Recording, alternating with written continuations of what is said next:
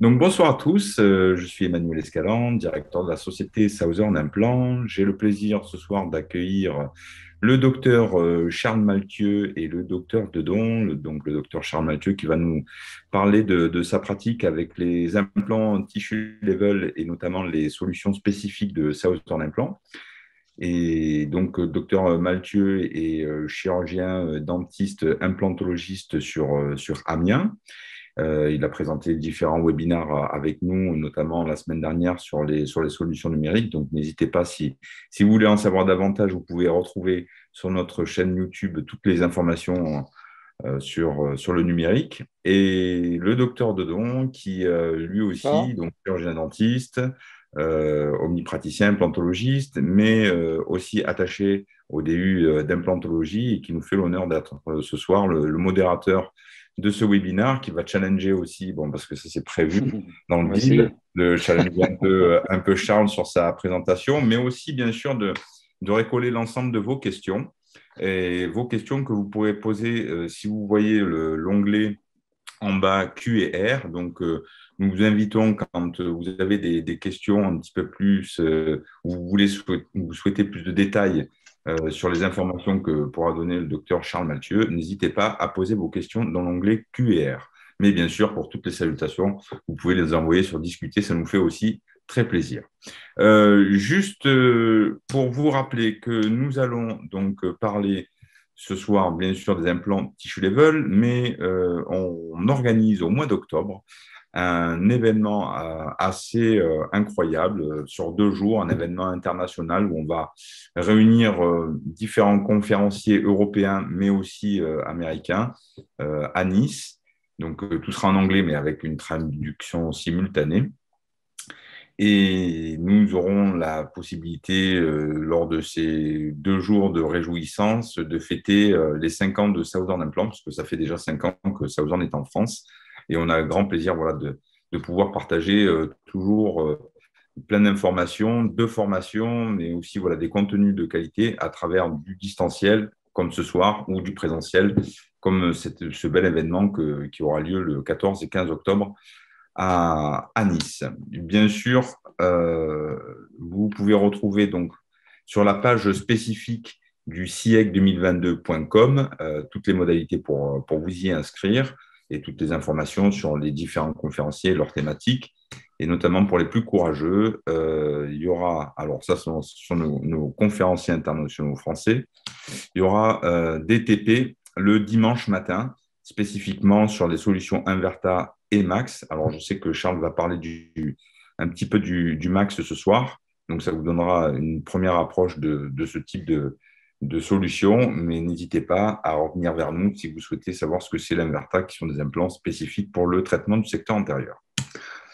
J'en ai assez dit. Je vais te laisser la parole, Charles et Arnaud. Je vous souhaite voilà, une bonne conférence et je vous dis à tout à l'heure. Merci Emmanuel. À Merci tout à l'heure. Manu. Alors, on va repartager l'écran.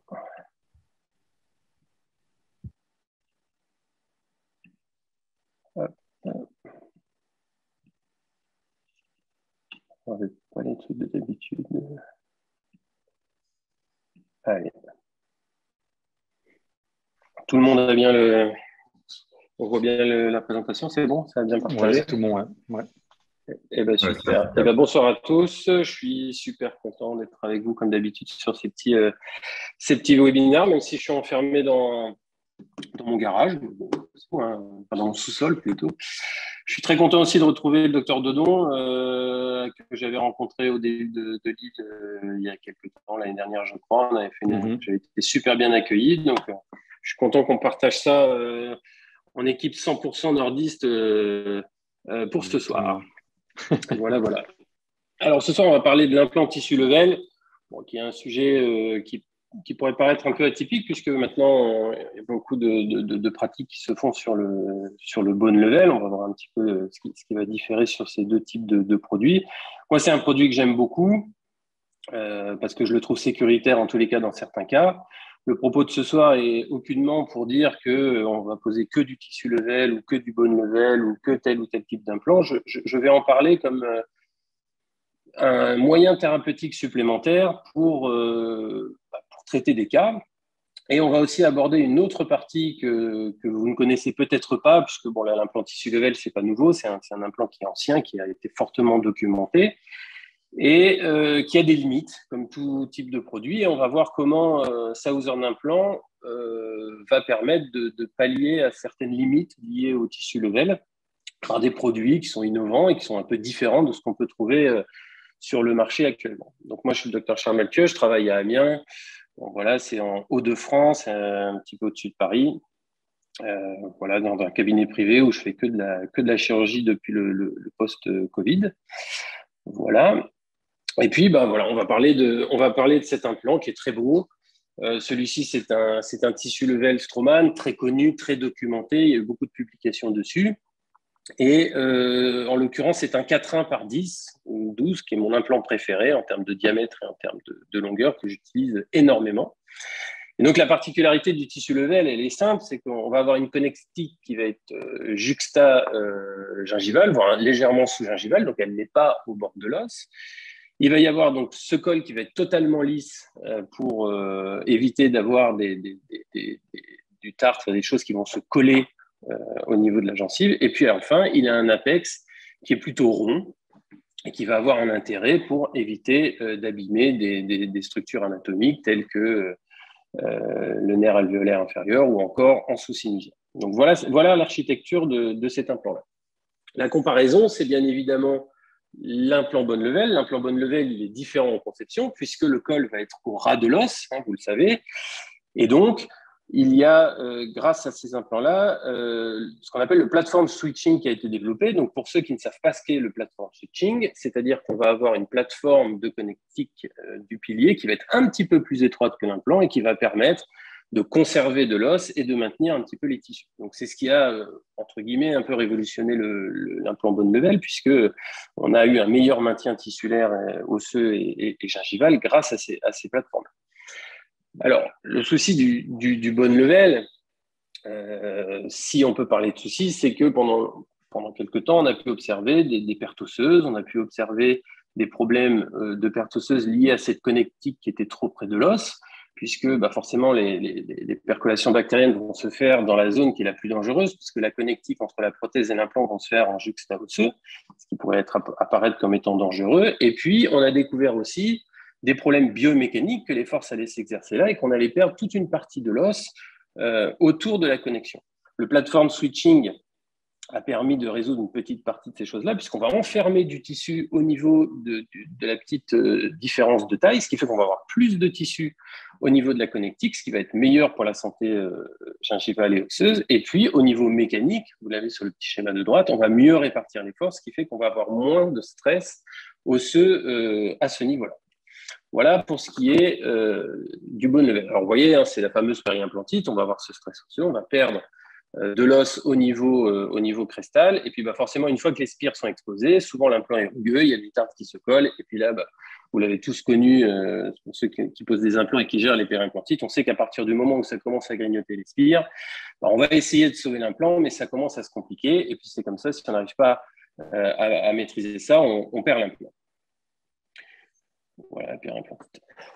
Et sur l'implant tissu level, l'idée, c'est justement de ne pas avoir la connectique au niveau juxta-osseux. C'est d'avoir une connectique qui va être un petit peu plus haut avec un col lisse pour pouvoir gérer l'hygiène sur la partie gingivale, juxta ou légèrement sous-gingivale, et de pouvoir maîtriser, dans tous les cas, de se donner une forme de sécurité au niveau de la périimplantite. Alors forcément, l'implant tissu level est ancien, Straumann l'a énormément documenté. Alors, je dis c'est le meilleur implant au monde, c'est pas moi qui le dis, c'est parce que Straumann en a fait sa pub pendant très longtemps, comme quoi l'implant tissu level était celui qui apportait le moins de périimplantite. On verra un petit peu tout à l'heure que les études se sont approfondies. On sait aujourd'hui un petit peu ce qui se passe sur ces deux petits types d'implants et vous verrez que c'est pas forcément lié uniquement à l'implant, c'est aussi lié à ce qu'on fait dessus, aux patients et puis aussi au maintien dans le temps de l'hygiène. Alors cet implant, c'est un implant qui est relativement facile à poser puisqu'il va suffire de déposer le col au niveau osseux. Il est assez facile à manipuler. La connectique pour le correspondant est extrêmement simple, puisque vous allez avoir un col, on verra en photo tout à l'heure, vous allez avoir un col qui est assez évasé, avec une vis qui va être très facile à manipuler. Et quand on va enlever la vis, le correspondant va avoir aucun mal à faire l'empreinte, puisqu'elle est vraiment juxta, voire sous-gingivale. Il n'y a pas de douleur pour le patient, pas besoin de faire d'anesthésie, de choses comme ça. Donc, c'est un implant avec lequel on peut communiquer et travailler avec des correspondants très facilement. On va en quelque sorte créer une forme d'espace biologique avec le col, au même titre qu'on l'a sur le travail prothétique sur des dents. Et on va assurer une forme de stabilité tissulaire dans le temps qui a été prouvée pour faire durer les cas, en tout cas le plus longtemps possible, sans périimplantique.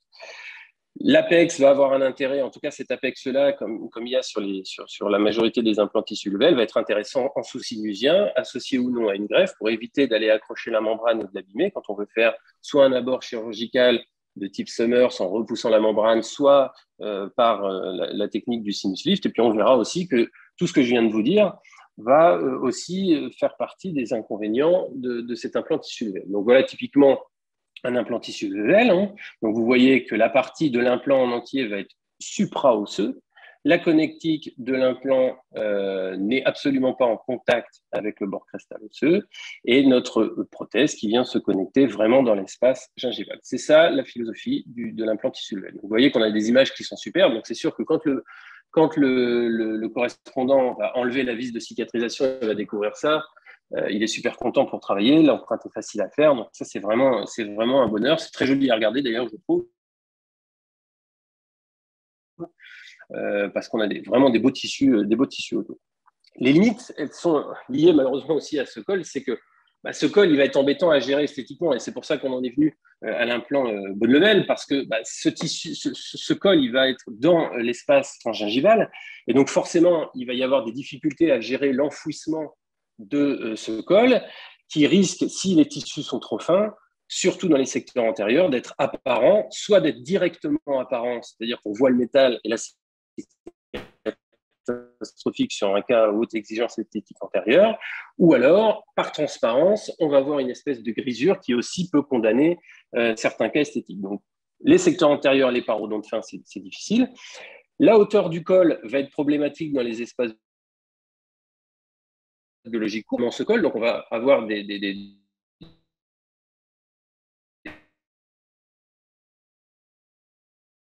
problèmes par rapport à la hauteur prothétique importante. Le col est évasé, c'est un peu un col en tulipe. Donc forcément, dans les espaces qui sont restreints, c'est pareil, il va falloir étudier le cas avant pour voir si ce col qui fait 4-1, 3-3, généralement, va être difficile ou non à gérer. 4-8, pardon. 4-1. Donc toutes ces choses-là, c'est des choses qu'il va falloir anticiper en amont pour réaliser sa chirurgie. Autre problème sur les prothèses de large étendue, c'est-à-dire que comme vous allez avoir une connectique avec ces implants qui va être dépendant du col, si les axes sont divergents, là, pour aller rentrer votre bridge, c'est extrêmement compliqué puisque vous ne pourrez pas mettre de pièces qui vont rattraper les axes. Donc là, toutes ces petites choses-là, ce sont des choses qui vont écarter les indications de l'implant tissu levé. Donc, ce n'est pas des petits problèmes parce que si vous ne les avez pas anticipés à l'avance, alors vous allez souvent réussir à poser votre implant et les problèmes, vous allez les rencontrer au moment de faire la prothèse ou pire encore, c'est votre correspondant qui va les voir et là, vous allez avoir des gros problèmes pour récupérer les choses et pour conserver du crédit avec vos correspondants. Autre chose qui va être difficile avec l'implant tissu level sur le design que je vous ai montré tout à l'heure, ça va être pour les extractions à implantation immédiate. Moi qui suis un grand fan des protocoles accélérés, je vous avoue que le design de cet implant m'a posé énormément de problèmes puisque les spires sont très espacées, il y a une spire tous les kilomètres, le bout il est rond. Donc forcément, quand vous enlevez une dent et qu'il faut trouver de l'accroche pour positionner cet implant-là, c'est extrêmement compliqué. Voilà cette histoire de col apparent, je vous le montre, c'est un cas de moi, il était volontaire, c'est une dame extrêmement âgée qui ne découvre pas, je préférais lui mettre des tissus level par intérêt biologique. Je savais qu'il y aurait ce problème-là, qui n'a apporté aucun préjudice aux patients puisqu'elle était au courant, ça ne se voit pas. Mais voilà ce type de problème qui est particulièrement inesthétique parce que là, on a la double peine, c'est-à-dire que non seulement on va voir le col, mais en plus de ça, on a une brisure au niveau de la gencive. Donc ça, sur un cas hautement esthétique, c'est complètement mauvais. Alors, on parlait tout à l'heure un petit peu des publications parce qu'il y a eu plein de choses. Alors, Voilà, on n'a pas énormément de temps, c'est pas tellement de sujets, on va pas passer des heures sur les publications. Néanmoins, voilà, pendant des années, Stroman a beaucoup publié sur le tissu level. On sait qu'au niveau de la périimplantite, on va avoir des meilleurs résultats que sur le bone level. Mais il faut quand même tempérer ces résultats, puisqu'on sait aujourd'hui que l'implant qui est posé dans l'os, on sait que ça marche. C'est à partir du moment où on met quelque chose dessus et en fonction que ça devient compliqué. Donc, c'est à partir du moment où vous allez faire votre couronne ou votre restauration prothétique que vous allez avoir des problèmes. Soit vous allez avoir des problèmes d'hygiène, soit vous allez avoir des problèmes mécaniques, soit il y a des problèmes aussi de réalisation de chirurgie, c'est-à-dire que les volumes osseux ou les volumes tissulaires ne sont pas suffisants. Mais en tous les cas, il a quand même été prouvé que quand tout le monde faisait les choses bien, les résultats étaient quand même assez similaires. C'est-à-dire qu'on va avoir des résultats aussi bons sur les bone level que les tissus level à partir du moment où on respecte les critères de réalisation des prothèses et surtout les critères de réalisation de pose. On a observé qu'il y avait un petit peu moins de pertes osseuses sur les bone level que sur les tissus level. Pourquoi? Parce que au niveau du col, suivant l'enfouissement, si on enfouit un petit peu trop le col, il va y avoir quand même une perte. L'os ne reste pas vraiment sur ce col lisse au niveau de l'implant, ça c'est une certitude. Et par contre, on a observé qu'il y avait souvent un meilleur maintien tissulaire sur les implants tissu level que sur les implants bone level. Mais en gros, tout ça pour dire que si on parcourt un petit peu la littérature, on sait qu'on va obtenir aujourd'hui, en 2021, de très bons résultats sur les deux types d'implants parce qu'on a amélioré nos techniques, parce qu'on va faire de la greffe osseuse, parce qu'on va faire de l'aménagement osseux et qu'on est aussi beaucoup plus pertinent sur les poses de prothèses. Maintenant, moi, j'utilise l'implant tissu level sur beaucoup de cas qui vont être tendancieux, soit parce qu'il y a une hygiène du patient, parce qu'on est dans la vraie vie et que on soigne des patients qui ne sont pas forcément irréprochables surtout, qu'on ne va pas forcément pouvoir suivre toutes les 5 minutes, vérifier leur hygiène, etc. Et donc, moi, c'est un implant que je vais trouver sécuritaire parce que finalement, on découvre que la majorité des problèmes qu'on a sur les prothèses, ils sont beaucoup liés à des problèmes d'hygiène. Donc, j'utilise cet implant-là pour ça. On va le voir à travers un certain nombre de cas cliniques. On va commencer par ce patient de 52 ans qui a des antécédents paro, qui a été traité, qui a été suivi. Alors, c'est un cas qui est assez ancien. C'est les premiers IT Southern que j'ai posés. Les photos sont pas terribles. Donc, je précise que mes photos ne sont pas retouchées, ce qui serait fortement scandaleux parce qu'elles ne sont pas toutes terribles. Donc, si plus je les avais retouchées, ce serait pas top. Donc voilà, typiquement, on remplace une 35. On a 3 mois après un super bêta au niveau gingival. Vous voyez que c'est très facile. Et on va réaliser donc notre empreinte numérique. Alors, il y a du tarte entre les deux. Hein. C'est quelqu'un qui est dans la maîtrise de l'hygiène n'est pas forcément évidente. Donc, j'ai pas envie de lui mettre un implant tissu level. Il a déjà eu une parodontie. Donc, j'ai envie de me mettre en sécurité. Je n'ai pas de challenge esthétique. Donc, je mets un tissu level. Donc voilà, on va faire l'empreinte numérique. Donc c'était pour un sujet un peu numérique. Je ne vais pas vous montrer l'empreinte numérique, ça va prendre un petit peu de temps. C'était pour montrer que ça allait vite. Voilà typiquement donc notre prothèse, donc avec un hexagone interne et puis ce col un petit peu rond qui va venir se visser. Et puis vous voyez sur la prothèse en place qui est supra-gingival, ce supra-crestal. Et l'enfouissement de l'implant qui va laisser une petite perte osseuse au niveau de ce col lisse. Mais on va avoir un excellent maintien dans le temps. Autre cas… Excuse-moi, Charles, excuse-moi. Ouais. Tu travailles avec quelle hauteur de col lisse?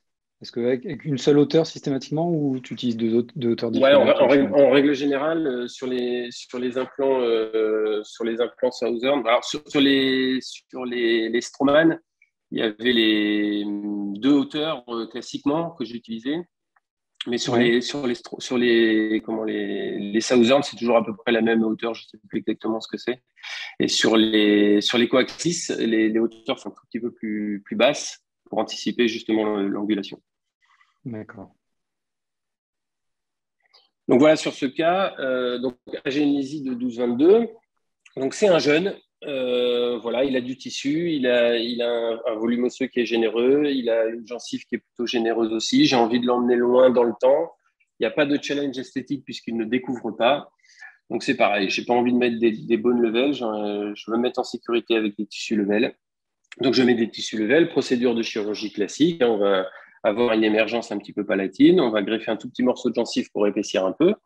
Entre deux, on a mis des petites ailettes pour le soulager esthétiquement. Ça lui permet de partir de la chirurgie, vous voyez, avec un sourire qui est déjà amélioré, sachant qu'en plus de ça, ce jeune-là, il est resté je crois, de 15 ans jusqu'à cet âge-là sans rien. Donc, il n'avait aucune compensation, il n'avait même pas d'appareil. Donc, je trouvais que c'était pas très cool. Il n'était pas particulièrement. C'est un garçon qui est assez timide, donc il n'a jamais rien dit, mais finalement, il souffrait pas mal de ça. Donc, déjà, c'était sympa. Il est reparti avec ça. Je crois qu'il m'en a pété une au milieu du.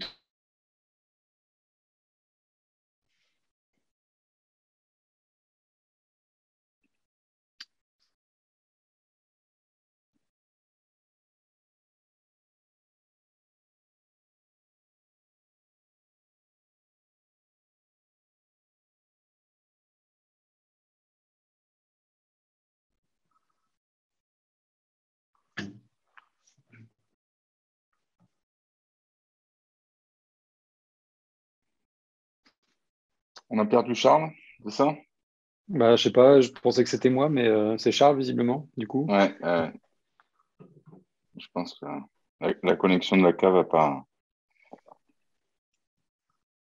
Bon, il va se reconnecter.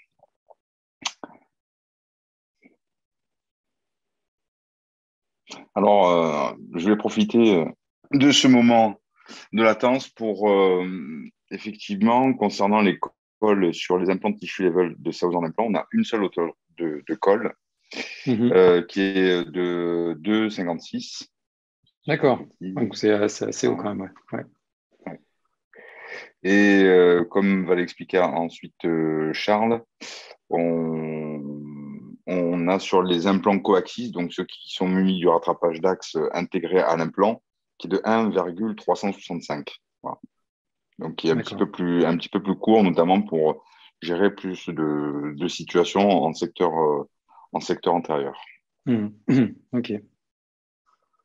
Ou parfois sur les holons forts quand on a une perte de tissu dans la zone postérieure.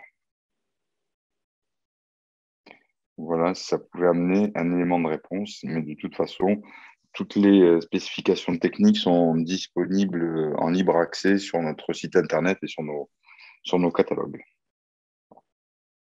Est-ce qu'on a retrouvé Charles? Pas encore. Il vient de se reconnecter à l'instant. Voilà. Bah, je suis désolé, on a été coupé. Welcome back. Vous m'entendez? Je ne sais pas si c'est moi qui ai coupé ou s'il y a une coupure globale. Oui. C'est moi qui ça a coupé chez moi? Oui, c'est ça. Non, tu sais, c'est le Nord. Mais on comprend, non, mais attends, on ne voulait pas en parler.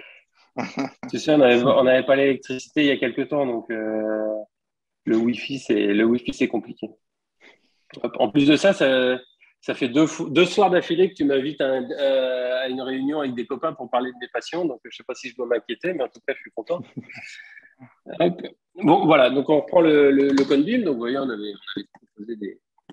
avait de quoi poser des implants sans problème. Ce sera aujourd'hui, je traiterai ce cas avec des implants coaxis, on en parlera un petit peu tout à l'heure, mais bon, vous voyez qu'on avait un cas qui était généreux et voilà, dans ce genre de cas, par rapport à l'âge du patient, j'ai préféré poser des tissus level par rapport au cas, à l'épaisseur des tissus et puis le challenge esthétique que j'avais, parce que je pense qu'avec ces implants-là, je vais pouvoir amener mon patient longtemps avec ces implants, ce qui est, à mon avis, important à cet âge.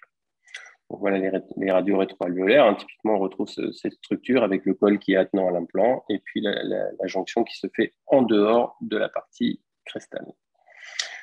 Autre cas, c'est un cas qui me tient beaucoup à cœur parce que c'est une jeune que j'ai connue quand j'ai commencé en 2009, qui s'appelle Mélodie, qui est une fille qui n'a pas eu beaucoup de chance dans la vie. En plus de ça, elle est diabétique sévère avec beaucoup de difficultés à équilibrer.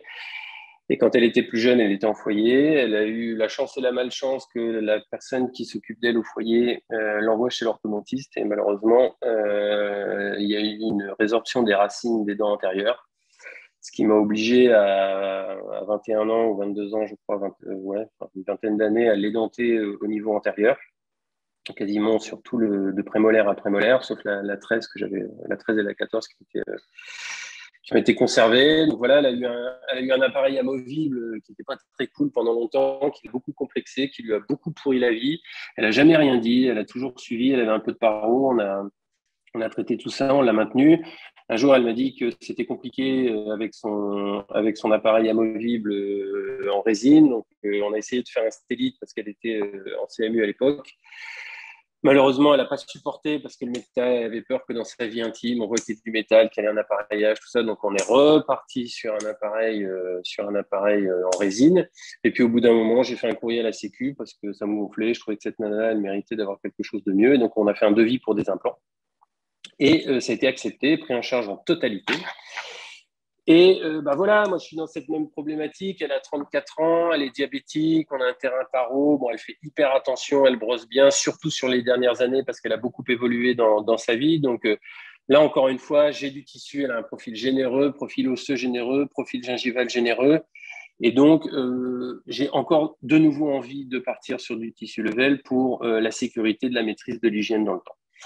J'ai un protocole qui est 100% numérique, on en a parlé la semaine dernière. Pour ceux qui n'étaient pas là, petit rattrapage, je fais toujours la même chose. Je fais des photos de face, des photos intrabuccales, une empreinte numérique au EBA de la situation initiale. Donc, vous voyez qu'on avait la 13 où il n'y avait plus la 14 déjà, et puis on avait la 24 qui était en place.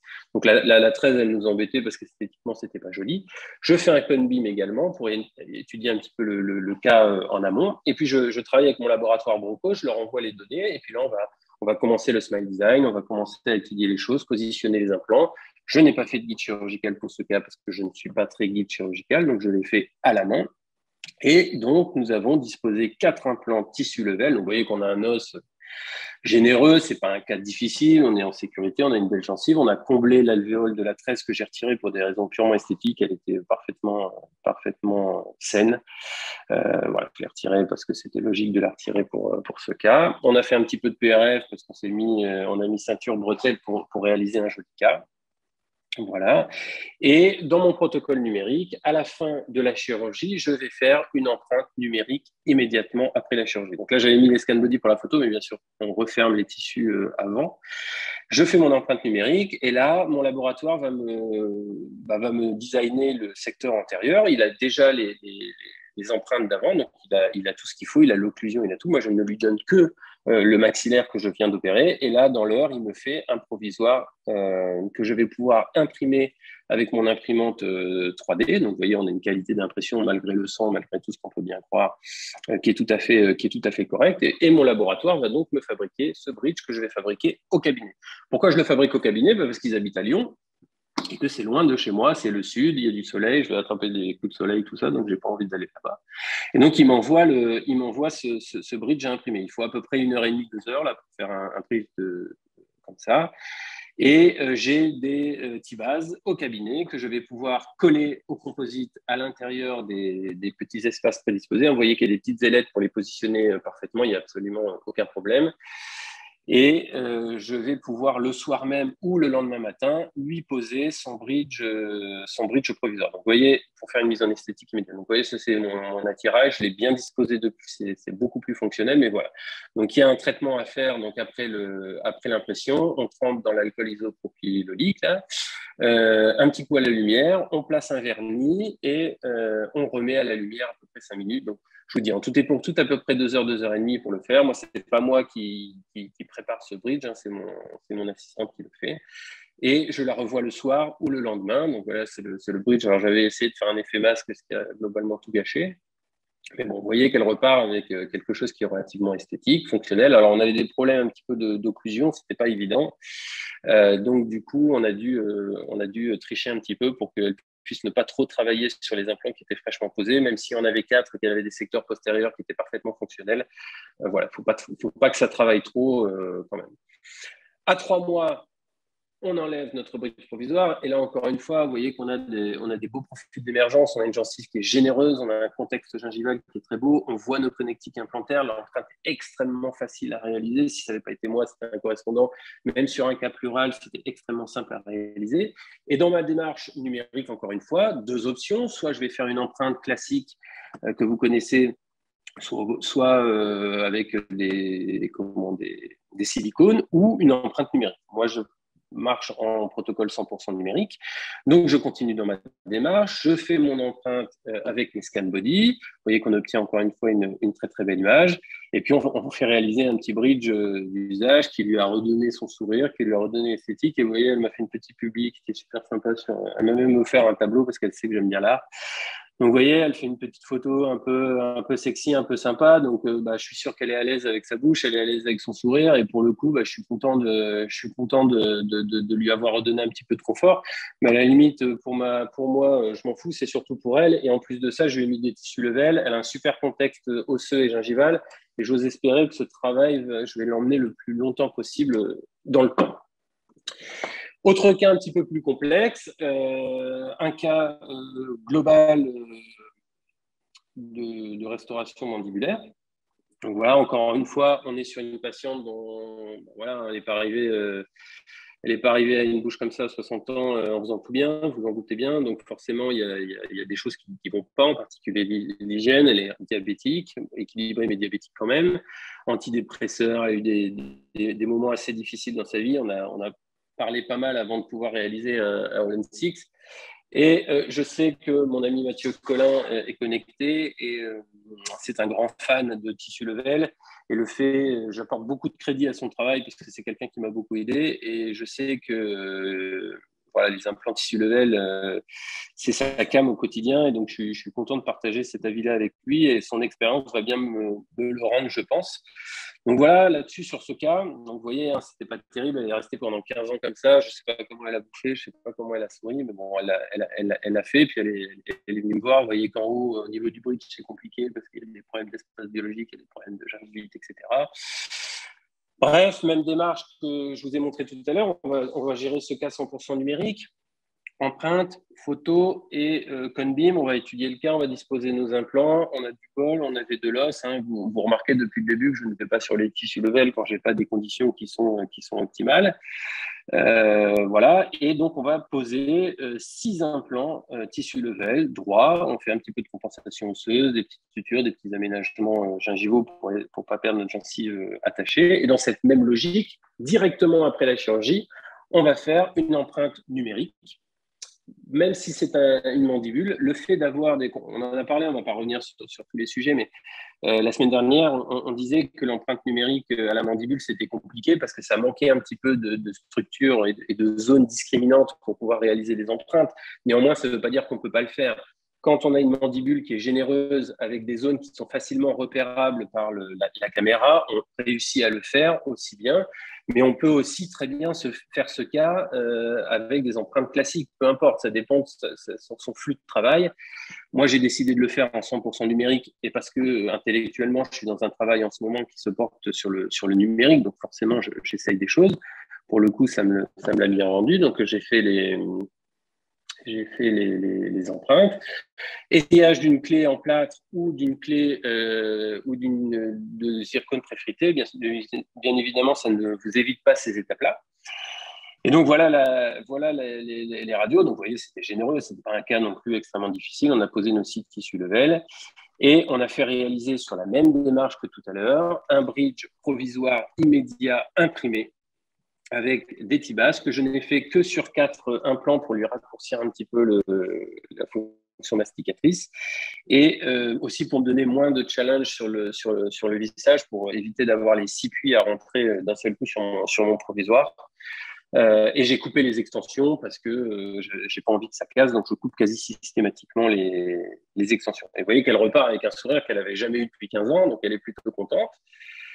Voilà, donc ça c'est le petit bruit de proviseur. Donc vous voyez, il y a toujours ces petites ailettes pour repositionner les T-bases, qui va être très facile à faire au niveau de l'impose. Alors petite astuce, je n'ai pas de T-bases qui ne sont pas indexées. Donc généralement, je fraise l'indexation sur les hashtags Mathieu Collin. Je casse les indexations pour éviter d'avoir s'il y a des petites divergences pour pouvoir remettre facilement le bridge provider. Voilà. Ça, c'était des T-bases Stroman, donc j'étais un petit peu embêté avec ça. Bon, voilà. Elle, on part avec son sourire. Je devais la revoir la semaine dernière pour poser le définitif. Elle m'a mis une douille, donc Je l'ai pas posé, donc je suis désolé, je n'ai pas pu vous apporter les photos, mais enfin rien d'extraordinaire. On a fait une barre titane, tout simplement avec un résine, fausse gencive, des beaux espaces pour nettoyer. Et puis voilà, on n'a pas fait quelque chose d'extraordinaire. Voilà. Du coup, l'implant tissu level, comme vous l'avez compris, dans certains cas, c'est quelque chose qui me plaît bien. Maintenant, je ne peux pas les mettre partout, de par la structure même et l'architecture même de l'implant. Donc, je me suis posé la question à un moment de comment pouvoir poser plus de TL. On en a discuté et je suis venu trouver cette solution via Southern Implant parce que j'ai découvert dans leur catalogue un tissu level, déjà qu'ils ne s'étaient pas cognés dans une porte en 2019 pour avoir des tissus level, que ce tissu level, ils l'avaient depuis des années, au même titre que Straumann, qu'il était qualitatif. Et qu'en plus de ça, il n'était pas tout seul, il n'avait pas que ce design-là et que j'allais pouvoir traiter d'autres cas. Donc moi, qu'est-ce que je veux faire? Je veux faire de l'extraction implantation immédiate parce que j'adore les protocoles accélérés, sauf qu'avec les bourrons et les spires tous les 3 km, j'étais embêté. Je veux, dans la même philosophie du tissu level, je cherche à éviter les greffes puisque je vais mettre cet implant-là un petit peu par sécurité. Donc, moins j'ai de gestes préimplantaires à faire sur des patients qui vont être entre guillemets à risque, mieux je vais préférer. Et puis, je vais avoir besoin aussi en secteur postérieur, dans les alvéoles d'extraction, d'avoir un implant qui va être plutôt typé pour ce type d'alvéoles pour pouvoir les poser immédiatement. Donc, vous voyez, je le mets partout. J'en ai mis pas mal en transcanin. Bon, ça, c'est un peu plus c'est des cas un peu plus atypiques. Je le mets bien évidemment en même temps que mes sinus lifts, puisque je sais que ça va se reposer sur cet apex qui est rond, comme je vous ai expliqué tout à l'heure. Donc, j'ai plus de sécurité pour éviter d'avoir des problèmes avec ma membrane. Donc, vraiment, j'essaie de l'utiliser au mieux. Et puis voilà, j'ai rencontré Emmanuel Escalan qui est derrière lui un superbe logo Southern Implant qui m'a montré sa gamme d'implants que je trouve pertinente. Alors ça, j'avais fait la radio, c'était pour Mathieu Collin parce que voilà, j'avais dit j'avais fait un Long 6 et j'avais mis un petit 7e tissu level en pensant à lui. Voilà, je mets toujours un petit tissu level pour améliorer les cas. Donc, voilà la gamme Southern Implant. Donc, elle est très simple. Vous avez 4 implants. Vous avez l'ITC, qui est le tissu level que vous connaissez avec le bourron, qui est matérialisé par la radio qui est en bas. Vous avez l'ITT, qui en gros est le précurseur du TLX que vous pouvez trouver chez Straumann. Il a quoi? Il a un apex qui va être beaucoup plus conique et surtout, il a des spires bien plus agressifs pour pouvoir justement réaliser ces fameuses extractions implantation immédiate ou tout simplement sur des poses avec un os qui va être un petit peu moins généreux en termes de densité osseuse.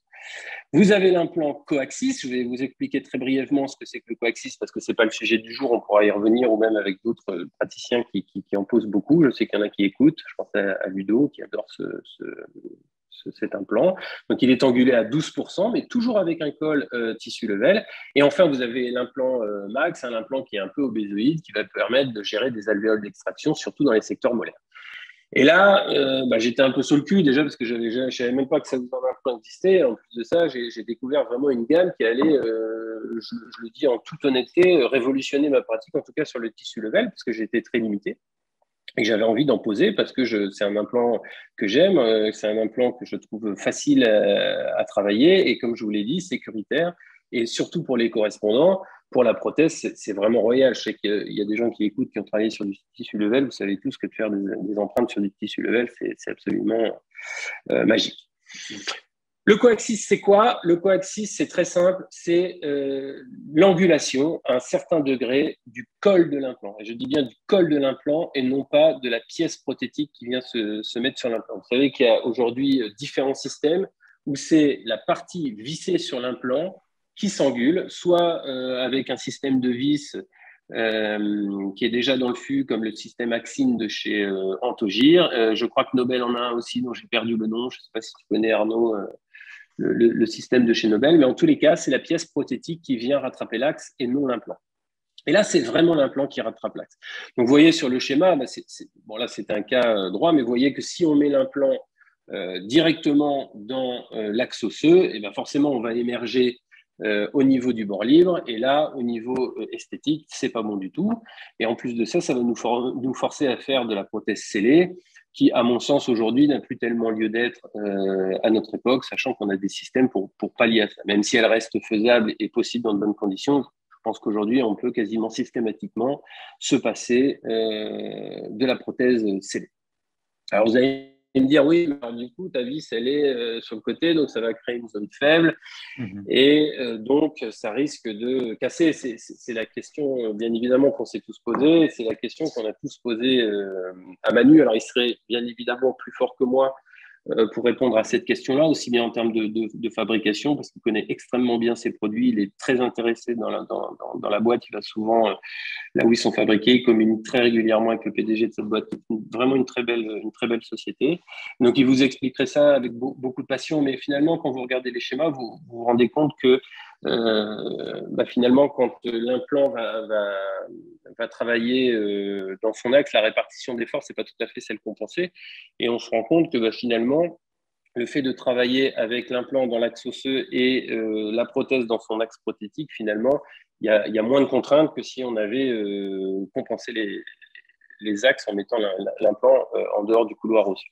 Et ça, c'est très intéressant. Pourquoi ? Parce que ça va faciliter grandement la pose des implants. Déjà parce que on va forer plein axe. Donc, ça veut dire que pour poser un implant coaxial, c'est absolument pas compliqué puisque vous allez vous mettre quasiment sur le bord libre de la dent. Donc, vous allez mettre vos forets orientés vers le bord libre de la dent et vous allez forer dans l'axe osseux. Et donc là, vous allez avoir tout le potentiel osseux au niveau de la pose de votre implant. Et déjà, on va avoir moins de risque de fenestration. On va éviter dans beaucoup de cas la fenestration, parce que si vous regardez vos cone beams, pour ceux qui ont l'habitude de poser des implants dans le secteur antérieur, vous verrez que très souvent, la dent, elle n'est pas du tout dans l'axe osseux. Et du coup, on va faciliter nos cas et faciliter, bien évidemment, la prothèse qui est faite dessus. Alors, quand même, pour la petite histoire, Patrice Margossian, dont vous connaissez la qualité des travaux, la qualité du sens prothétique, son père était prothésiste, c'est quelqu'un qui raisonne depuis des années pour faire des cas encore plus beaux qu'ils étaient avant. Et il a fait un très, très bel article il y a quelques temps, justement, sur ce changement de paradigme dans le positionnement implantaire. Et lui aussi est venu à poser cet implant dans le plein axe de l'os avec un système de rattrapage. Alors, lui, chez Anthogyr aujourd'hui, il utilise bien évidemment le système Axine. Donc, lui, il a un rattrapage prothétique qui se fait par la pièce prothétique qui se colle, mais la philosophie est la même. C'est-à-dire que l'implant est posé dans l'axe osseux. Donc, c'est intéressant que voilà, c'est pas un gadget, c'est pas quelque chose qui est nouveau, c'est quelque chose qui est intelligent. Des praticiens plus que chevronnés et plus que vigilants sur le contexte gingival, sur le contexte osseux, sur la qualité de la prothèse, comme peut l'être Patrice Margossian, que vous connaissez certainement. S'ils se sont posé la question et qu'ils le font, c'est que vraiment il y a du sens à ça. Et on est en train de changer véritablement notre pratique sur le secteur antérieur par le biais de ces systèmes-là. Alors, on va avoir un cas clinique très rapide. Voilà ce cas. Bon, voilà, c'est un patient qui a eu pas mal de prothèses. C'est pas un cas magnifique, mais il se présentait bien parce que vous voyez bien qu'on est dans ce cas typique où la dent, l'axe prothétique n'est pas du tout l'axe osseux. Et on sait bien que si on met un implant dans l'axe pour avoir une émergence palatine, on a deux options. C'est soit on met un implant court, ce qui, à mon sens, est compliqué dans le secteur antérieur, soit on fait une ROG. Et dans ces cas-là, c'est plus du tout le même cas. C'est plus du tout le même coût pour le patient, c'est plus du tout le même risque d'échec ou de complication. Et finalement, c'est quand même dommage de perdre ce couloir osseux qui est superbe pour le coup dans ce cas-là. Et donc, forcément, maintenant que je sais que ces implants-là existent, je vais les poser un coaxis. Je fore, comme je vous ai expliqué, facilement, puisque finalement, je vais me mettre dans l'axe osseux. Vous savez que la difficulté quand on fait une extraction d'implantation immédiate, c'est de faire un forage sur un espace qui est déjà fait. C'est comme de faire un trou dans un mur où il y a déjà un trou. Il ne faut pas riper et il faut surtout pointer au bon endroit. Donc, je positionne mon foret au niveau de la zone vestibulaire. Vous voyez, c'est un implant coaxis. Alors, on va me dire, c'est pareil, comment tu fais pour visser un implant alors que le col est angulé? Tout simplement parce qu'il y a un porte-implant qui contre-angule et il est exactement pareil qu'un implant droit. Donc là, ici, ce n'était pas un implant IT parce que je n'avais pas l'iconographie à ce moment-là. C'est un implant Provata MSC, c'est-à-dire qu'en fait, le col est lisse au départ et rugueux ensuite. Et donc, on a positionné cet implant plein axe osseux. On a fait une mise en esthétique immédiate parce que je fais toujours des mises en esthétique immédiates. Voilà, petit greffon gingival pour épaissir. Voilà. Pour la gestion de l'enfouissement, Charles, tu n'es pas embêté? Alors, la gestion de l'enfouissement, il faut faire un tour complet, non? C'est ça, du coup, si tu veux garder le même axe. Oui. Très bonne question que je n'ai pas montré parce qu'on fait On pourra faire une présentation, enfin moi ou quelqu'un d'autre d'ailleurs là-dessus. C'est très très bien fait. Vous voyez qu'il y a une petite rainure qui se positionne. Cette rainure, elle doit être vestibulaire. D'accord ? Et à l'arrière, vous avez le dévissage on va le voir tout à l'heure. Vous avez le dévissage du porte-implant, donc qui se fait au niveau palatin, et vous avez des jauges. Hein, vous voyez les traits qui sont marqués au laser. Vous avez des jauges d'enfouissement. Donc bien évidemment, hein, comme tout cas antérieur, il faut étudier la position de son implant, mais ça c'est pareil que ce soit avec un implant à bonne level classique droit, on gère l'enfouissement de l'implant où on le veut, et donc du coup, on a ce marquage qui va nous permettre de positionner correctement notre implant. Mais c'est assez bien fait parce que pour le coup, la rainure n'est pas faite avec un marquage laser, ce qui fait que quand il y a du sang et compagnie, ça se voit très bien puisque vous voyez, c'est vraiment une entaille et c'est pas une petite entaille, hein, puisque vous voyez, ça doit être un implant de 13 mm, à peu près 4 par 13. Donc vous voyez que l'entaille, elle est généreuse aussi bien en largeur qu'en longueur, donc on ne peut pas la louper. Voilà, donc vous voyez que le positionnement de l'implant, donc non seulement on est plein axe, mais en plus de ça, vous voyez l'épaisseur osseuse. Donc, on a comblé, bien évidemment, on a fait une chirurgie classique, hein, ça n'enlève pas les critères, on fait un comblement osseux, la petite greffe de gencive, etc., la mise en esthétique immédiate avec où on retire les contacts, ce sont des règles que vous connaissez et qui ne changent pas. Et vous voyez qu'on a un contexte osseux qui est excellent. Et on a foré finalement assez facilement puisqu'on est allé plein axe. Donc, soit on ouvre pour regarder où est son os et puis il suffit de faire un parallélisme, soit on a un petit peu plus d'habitude et on le fait à l'aveugle. Il y a une courbe d'apprentissage selon toi pour ce type d'implant justement. Est-ce qu'un praticien qui débute en implantologie, est-ce qu'il peut se lancer directement avec ce type d'implant Alors, quelqu'un qui démarre en implantologie avec le coaxis, si c'est une crête classique, oui, parce que très franchement, le col ne perturbe pas finalement puisque le porte-implant est droit. Simplement, il faut aller se mettre vraiment au bord libre pour que les 12 degrés vous ramènent au niveau palatin. Donc ça, c'est assez simple. En revanche, ce qui est du secteur antérieur sur une extraction implantation immédiate, tu le sais aussi bien que moi, Arnaud, l'extraction implantation immédiate, il y a une petite courbe d'apprentissage quand même pour bien se positionner. Déjà, il faut bien savoir enlever les dents. Parce que ça, c'est un truc qu'on oublie maintenant, on met des guides chirurgicaux, des machins, mais les mecs, ils veulent plus enlever les dents. Donc, il faut déjà bien enlever sa dent pour pas tout perdre, pas perdre sa corticale vestibulaire. Je pense quand même qu'il faut aussi un petit peu de données théoriques pour bien positionner son implant, pour avoir les bons critères, pas louper les choses qu'il faut pas louper, en fonction bien évidemment du degré qu'on veut obtenir esthétiquement par la suite. Hein. Mais à partir du moment où on maîtrise l'extraction implantation immédiate, on pourra en discuter tout à l'heure parce qu'il y a des poseurs qui sont connectés. Je pense que c'est vraiment pas difficile parce que le fait que le porte-implant soit droit n'apporte aucune perturbation. Et au contraire, naturellement, le forage, on l'a tous fait, on a tous fait des fenestrations, je pense, on a tous été un petit peu trop loin dans les forages du secteur antérieur. Le fait d'être plein axe, à partir du moment où on a repéré l'orientation de l'alvéole osseuse, c'est extrêmement simple parce qu'on va forer axé sur le bord libre et à mon sens, c'est plus facile.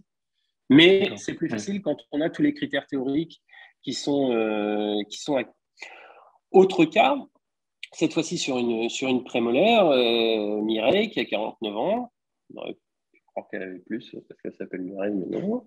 Voilà, donc c'est encore un cas que vous avez, si vous regardez vos codes BIM, ce cas-là, vous l'avez X fois. Vous avez un bon contexte, un contexte gingival qui est correct, et vous avez encore une fois cette dent qui n'est absolument pas dans l'axe osseux. Et là, là, il y a un petit peu plus de volume, donc on aurait très bien pu, en faisant un abord palatin, on pouvait mettre un implant d'une taille généreuse ici. Hein. Voilà, il n'y a pas besoin de coaxis forcément là-dessus. C'est simplement dans la démarche du coaxis de simplifier la vie. Donc, on va faire la même chose. Hein. Vous voyez, votre axe osseux, votre axe dentaire. Et puis, on va réaliser donc notre extraction, je vous rappelle, donc atraumatique. Il ne faut absolument pas léser la paroi vestibulaire, léser le moins d'os possible. Et encore une fois, vous voyez que le positionnement du forêt se fait bord libre pour être plein axe osseux. Là, cette fois-ci, on a mis donc ce fameux coaxis IT, pour le coup. Donc, vous voyez qu'il a un col lisse qui est beaucoup plus court parce que forcément, pour gérer l'enfouissement, ça va être plus facile. Donc, à la limite, c'est un implant qui est presque, moi, je trouve que c'est une arme vraiment absolue. Parce que ce col étant tellement court qu'on est presque comme un tissu level, mais sans l'aide. C'est-à-dire qu'on a quand même notre petite marge juxta-osseuse qui va avoir quelques millimètres de colle qui, à mon sens, sont intéressants dans ces cas.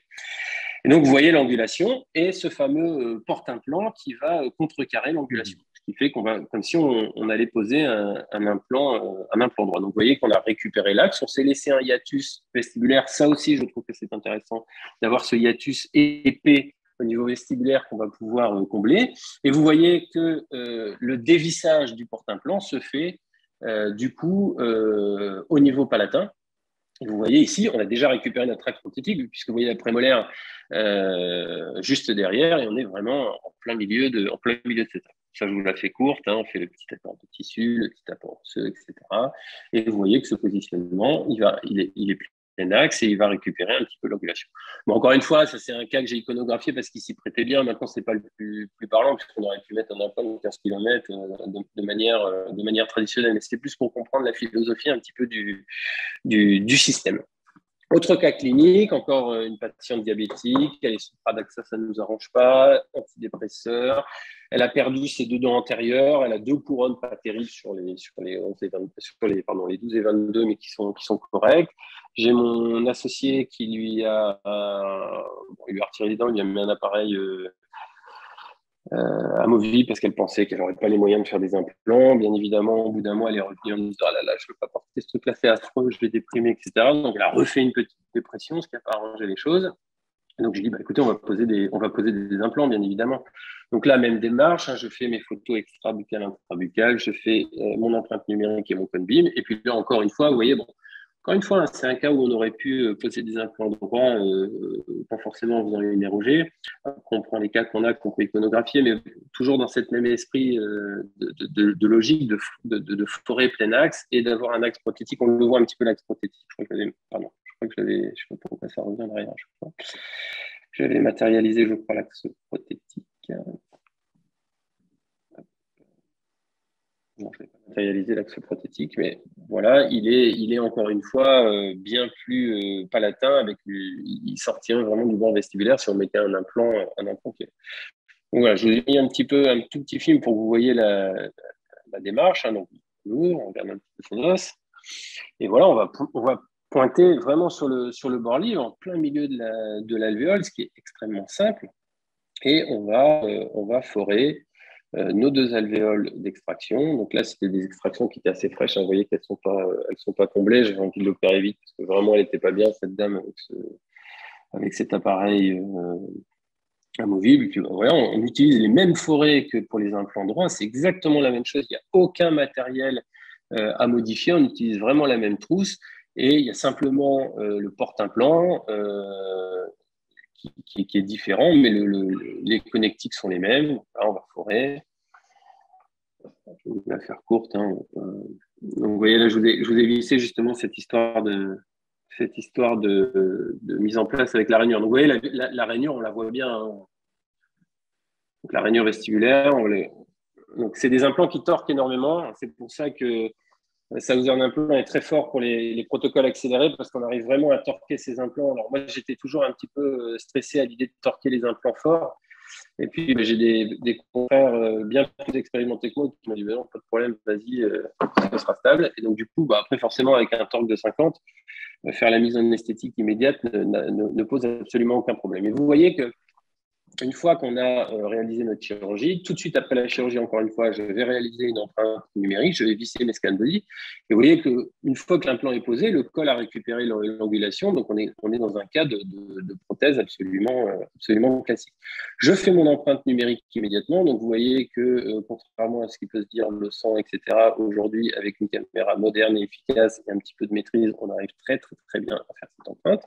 Je l'envoie par mail à Brocos, qui est toujours à Lyon, qui me fait immédiatement, il est au courant à l'avance, ce petit provisoire que j'imprime. Donc là, ça va très, très, très vite à imprimer. Je l'ai opéré le matin et je l'ai revu à midi. Donc voilà, je l'ai imprimé. Je l'ai revu à midi pour lui visser cette provisoire. Donc vous voyez, encore une fois, on a un contexte osseux qui est très, très bien avec de l'os en vestibulaire. Et puis, on la revoit à 3 mois. Et là, à 3 mois, alors bien évidemment, les 11 et 22, c'est pas magnifique, mais c'est pas le sujet. Elle est âgée, elle n'a pas envie de changer ça lui va très bien. Esthétiquement, elle s'en moque. Ce qu'elle veut, c'est 2 centrales et retirer cet appareil amovible qu'elle supporte pas. Donc, je pense qu'on a fait le boulot. Il n'y a pas de challenge esthétique parce qu'elle ne découvre pas, mais quand même, vous voyez qu'on a un super contexte, des profils d'émergence qui sont très, très beaux. On voit les connectiques des implants, donc on sait que la prothèse, elle va être absolument facile à faire. On a du volume. Et donc là, encore une fois, je reste dans ma démarche 100% numérique. Je fais une empreinte avec mes scan body. Voilà, et vous voyez l'empreinte. Et c'est pareil, ça c'est un cas qui est en cours qu'on a fait il n'y a pas longtemps et qu'on va poser très prochainement. Mais vous voyez, on a rempli le boulot, on a mis des coaxis, on a du tissu level et vous voyez que le contexte gingival est absolument génial. Alors il y a des cas où on peut entre guillemets s'amuser, même si c'est pas le mot, sur des cas où il y a des crêtes un petit peu atrophiées, voilà, où on va les utiliser un petit peu à l'envers. Et puis dernier produit, l'implant Max, c'est un implant que j'adore. C'est Ludovic Danglot à Boulogne-sur-Mer qui m'a parlé de cet implant-là. Alors, il y a plusieurs connectiques, hein, vous n'êtes pas obligé de l'utiliser en tissu level. Moi, je l'utilise en tissu level, mais vous avez de l'hexagone externe, vous avez de la connectique interne. Mais l'intérêt de cet implant, c'est son diamètre. Donc, il est vraiment, c'est vraiment l'implant obèse. Hein. Il diamètre 7, 8 et 9. Donc, vous voyez que c'est quand même intéressant. Et c'est intéressant où dans les cas de molaire, soit maxillaire, soit mandibulaire. Pourquoi Parce que ce diamètre-là va quasiment compenser systématiquement le diamètre de l'alvéole. Donc là, moi, je l'ai essayé à toutes les sauces. Hein. Je l'ai fait avec des forêts densa pour pousser la membrane pour faire des summers. Je l'ai essayé quand il y avait de l'os. Je l'ai essayé en secteur court. Et en plus, vous savez bien aujourd'hui que forcément, il est peut-être court. Par exemple, dans ce cas-là, c'est un implant de 7 de long, mais comme sa surface, il fait 7 de diamètre, parce que vous perdez en longueur, vous le gagnez avec le diamètre. Enfin, ce qui va compter dans le maintien de l'implant dans le temps, c'est la surface osseuse qui va être occupée. Et donc, vous voyez que cet implant, dans les secteurs postérieurs, il est absolument magique. Alors, pour le coup, je ne sais pas si les poseurs ici sont d'accord avec moi, et je le trouve un petit peu moins facile à utiliser, surtout dans les alvéoles d'extraction, parce que les forêts sont larges, donc il ne faut pas se planter au départ sur le pointage et sur l'élargissement progressif de l'alvéole, et puis de bien le positionner, parce que vous imaginez bien qu'un implant de 7 ou 8, pour ceux qui posent, ça s'embarque facilement, hein. Les spires sont quand même assez agressifs, comme vous pouvez le voir, et donc du coup, voilà, c'est un implant qu'il faut tenir quand même, hein. Il ne se met pas... voilà, il y a pour moi un petit peu de maîtrise, mais voilà, dans les alvéoles d'extraction, en postérieur, je trouve encore une fois que c'est une arme redoutable. Toujours pour moi, dans ma philosophie en tissu level. Donc ça m'intéresse énormément. Donc, vous voyez, par exemple, sur une pose, encore une fois, c'est une alvéole d'extraction. On devine encore les alvéoles d'extraction qu'on a comblées. Donc, vous voyez, il est vraiment large, hein, il est conique, il va bien s'ancrer sur les bords pour avoir une énorme stabilité primaire. Et je vais aller encore plus loin, c'est parce que je n'ai pas iconographié de cas, mais je pense que, par exemple, Ludovic en a fait, on va faire de la mise en esthétique ou de la mise en charge postérieure avec ces implants-là sans aucun problème, parce qu'il va être torqué à 50 newtons, voire plus, relié à un petit copain à côté. Votre patiente qui stresse de se retrouver avec une 14, 15, 16 édentée, vous lui mettez un implant 14, un implant 16 max, comme ça, elle repart avec un bridge sans aucun problème. On a une énorme stabilité et on a un ancrage qui va être largement qualitatif, avec des contacts pertinents et quelques mesures de précaution qu'on donne à la patiente. On n'édente plus les gens, quoi. Je veux dire, ils repartent avec des dents. Et ça, c'est grâce à ces outils-là. Alors après, philosophie, tissu level ou pas, c'est un autre débat, mais en tous les cas, je trouve que le travail de Southern qui a été fait sur les différentes manières d'adapter le tissu level est absolument brillant pour pallier à beaucoup de choses. Vous avez vu sur le diaporama qu'on a traité beaucoup de cas différents, toujours avec du tissu level. Et que cet implant, aujourd'hui, je ne veux pas dire qu'il se met partout parce que ce n'est pas vrai, mais en tout cas, on a encore élargi la possibilité de mettre des tissus level pour ceux qui, comme moi, pensent que c'est un implant facile, un implant sécuritaire et qui va permettre de gérer des cas qui sont peut-être un petit peu border ou des cas dont le pronostic est un petit peu moins bon, l'hygiène un peu moins bonne, la santé un peu moins bonne. Je pense que c'est un implant qui est pertinent. Je remercie toute mon équipe. Hein, j'ai des filles qui sont au top, sans qui je ne pourrais rien faire. Donc, je les remercie ce soir. Et tout ça pour vous dire que l'implant tissu level n'est pas un vieux clou. Pour moi, c'est un implant qui est très bon, qui est facile à utiliser, qui est facile pour le correspondant, pour la prothèse, qu'on peut utiliser dans énormément de cas, à mon sens, surtout avec les produits et le développement des produits Southern Implant pour aller chercher d'autres cas. Maintenant, ce n'est pas l'implant qu'on va mettre forcément partout. Il est comme tous les autres implants, il nécessite des compétences théoriques, une analyse du terrain, une analyse du cas et des aménagements péri-implantaires nécessaires pour poser ces implants.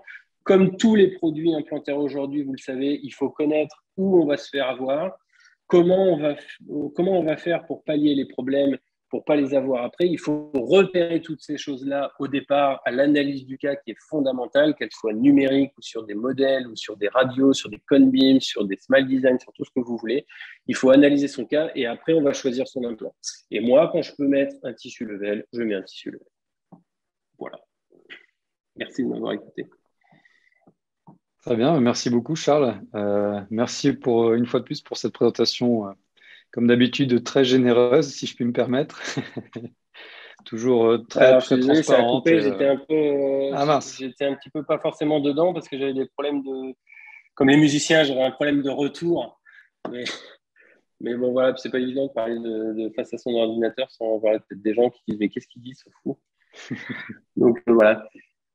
On n'a pas eu cette impression. Merci encore beaucoup pour la passion que tu partages à chaque fois et on le ressent en toute transparence. Effectivement, tu as pu magnifier le sujet en montrant différents cas cliniques. Merci aussi Arnaud, même s'il n'y a pas eu de questions, mais je pense qu'il a pris l'habitude maintenant, Charles, de bien séquencer ses présentations pour être le plus clair possible. Du moins, moi, j'ai tout compris. Donc, si moi, j'ai tout compris… Parce qu'ils posent tous du bon level. Tu vois, ils ont tous jeté les tissus level en disant « je veux pas de cette merde ». Donc, voilà. Non, je sais, il doit y avoir Colin. Colin, il est en train de me dire « c'est bien ça, c'est du tissu level ». Et c'est beaucoup grâce à lui parce que tu vois, c'est aussi des profils comme ça. C'est des gens expérimentés qui ont du recul aussi. Ouais, il a fait quelques cas, beaucoup de cas, des cas complexes. Et il n'a pas abandonné cet implant-là parce qu'il y croit dans le temps. Et bien évidemment, lui comme moi, on est en faveur des soins de la vraie vie, c'est-à-dire qu'on soigne des vrais patients. Donc, c'est des patients qui ne brossent pas tous bien, qui ont des problèmes de bruxisme, ils ont des problèmes de tout. Et bien souvent, ils viennent dans notre cabinet, pas forcément pour avoir un cas plus beau qu'il était avant, avec une belle gencive, tout ce qu'ils veulent. Ils veulent des dents pour bouffer. Et qui tiennent dans le temps parce que ils se saignent souvent, ils partent pas en vacances, d'autres en tous les cas. Arnaud, tu vas avoir les mêmes que moi. Quand les patients viennent te dire non, on va pas partir en vacances cette année parce que je fais mes dents, moi ça me fout la pression perso, donc j'ai pas envie que ça merde. Que ça tienne. Voilà, et je reste persuadé que la gestion biologique de l'hygiène avec le tissu level est plus facile. Mais voilà, c'est pas pour ça que je mets pas des bonnes nouvelles, hein. J'en mets aussi beaucoup de bonnes nouvelles. C'est surtout ce qui, de mon point de vue, ce qui est hyper réconfortant, c'est de se dire que toute la partie transgingivale, ça va être du titane, ça va être une surface lisse, stérile. Et donc, notre attache va bien se faire là-dessus. Et contrairement au bone level, où ça sera une vis de C4 qui sera peut-être déjà pas neuve, donc peut-être réutilisée, donc pas forcément très propre. En tout cas, pas parfaitement propre si on regarde au microscope. Et puis, c'est cette vis de C4 qu'on va après manipuler pour prendre les empreintes. On va dévisser, visser, on va toucher à l'attache à chaque fois. On va à la fin livrer une prothèse qui sera peut-être même pas forcément complètement en titane ou en zircone dans la partie transgingivale, donc pas forcément avec que des matériaux biocompatibles. Donc c'est vrai que tout ça mis bout à bout, au niveau biologique, je te rejoins à 100% et personnellement j'en pose aussi pas mal des tissus level pour cette raison. Pour moi c'est un gros plus, c'est sûr. T'essayes de nous dire que les chers-dents réutilisent les piliers de C4 ? Écoute, j'en ai mis un ou deux. Là, il y a Manu il a une suée, il dit merde, putain, c'est pour ça que j'en vends moins. Non, Manu, ça se fait dans certains cabinets. Après, on peut t'enlever tous les blisters de toutes les vis neuves qu'on met à chaque fois. Je crois qu'il y a une question. Le pourcentage de pause, c'est ça, ouais. Entre bone level et tissu level, quel est ton pourcentage ? Alors, pour être honnête, dans le secteur antérieur, je mets beaucoup d'Inverta. Donc, l'Inverta, Manu aura sûrement l'occasion de faire des webinaires là-dessus. L'Inverta, c'est un implant assez spécifique, qui a un col plus large à son milieu, qui est vraiment bien pour avoir des très bons ancrages primaires, mais qui a une philosophie bonne level. Donc, je mets beaucoup dans le secteur antérieur, des implants bonne level. Dès qu'il y a un challenge esthétique, je mets du bonne level à chaque fois. Donc, la proportion, c'est difficile à dire. Je dirais, je mets quand même Et puis, dans les Holland 4, Holland 6, je mets quasiment tout le temps aussi des bonnes levels. Sauf quand j'ai un cas comme la dame où je peux les mettre droits. Ou en tout cas, je les combine. Je vais mettre des tissus level et des bonnes levels sur toutes les parties angulées. Je mets des coaxis d'ailleurs qui sont déjà angulés à 24 ou plus pour faire les cas. Donc, je dirais que la proportion, ça doit être 60-40 peut-être avec des tissus level. Mais c'est vrai que sur les cas antérieurs, à partir de la 13-14, canine prémolaire, je mets des tissus level. Surtout avec les coaxis, les max, les extractions, je mets 100% quasiment de tissu level en max. Donc ouais, je dirais un bon 60% de tissu level. Bien plus depuis que j'ai eu Saouz, quand je posais des Straumann, je me suis pas mal de Straumann en tissu level. C'est un implant que j'aime bien, avec la surface SLA qui marche bien. Bon, voilà, mais aujourd'hui, je dois dire que je pose quasiment plus que du Saouz. Ça, c'est sûr. Et nous t'en remercions. Ouais, et si je peux me permettre une dernière question, oui. Je trouve que le tissu level, on a souvent tendance à dire, et on entend très souvent que c'est un implant difficile à poser, qu'il y a une courbe d'apprentissage, etc. Et je trouve que du coup, malheureusement, ça freine pas mal de praticiens et ça le met un petit peu de côté souvent par rapport à l'implant bone level. Qu'est-ce que tu en penses? Alors, c'est vrai que l'implant tissu level, je trouve que les difficultés qu'on rencontre, c'est justement la gestion de l'axe par rapport à la future prothèse, qu'il faut bien gérer au départ. Voilà. Si on n'a pas effectivement ces rattrapages d'axe avec les implants chez Southern, et ça, c'est effectivement une très bonne idée. La gestion de l'espacement, du profil d'émergence, etc. Est-ce que tu penses que c'est un implant qui est plus difficile à poser? Il faut un peu plus d'expérience ou pas forcément? Justement, voilà, quelque chose c'est de difficile. déronné. Sur une présentation comme ça, on pourrait y passer des heures pour développer la biblio qui est intéressante parce qu'elle a évolué avec le temps. Et pour développer justement cette partie pause, parce que je rejoins un peu ça dans les deux sens. C'est-à-dire que quand il y a les conditions qui sont requises, c'est un implant qui est facile à poser. Très clairement, le forage est facile, le col est facile, on voit bien ce qu'on fait parce que justement c'est quand même visible. Donc je trouve que c'est un implant qui n'est pas forcément difficile à poser quand les conditions sont requises. En revanche, je trouve que c'est un implant qui est difficile à envisager techniquement par rapport à tout ce que tu disais, justement, l'enfouissement, le col, l'axe qu'on voit peut-être un petit peu moins bien, la gestion esthétique pour ne pas se faire avoir justement avec les histoires de transparence, de col apparent, etc. Et puis aussi sur tout simplement le fait de pouvoir rentrer ta prothèse, parce que quand même le col il est large.